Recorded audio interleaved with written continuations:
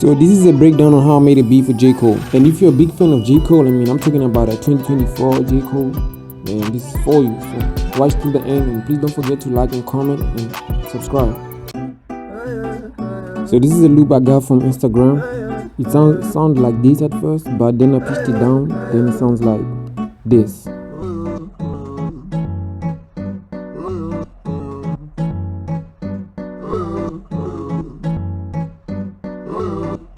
And after that, I went and added me some kicks.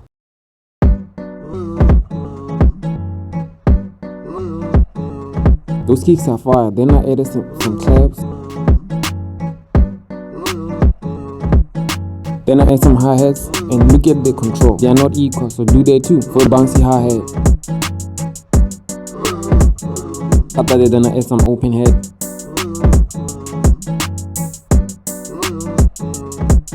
Then some snares.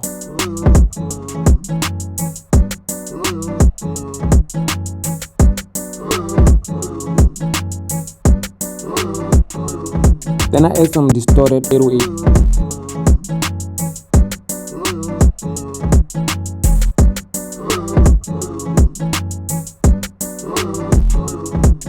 Now here's the full beat. Listen in peace.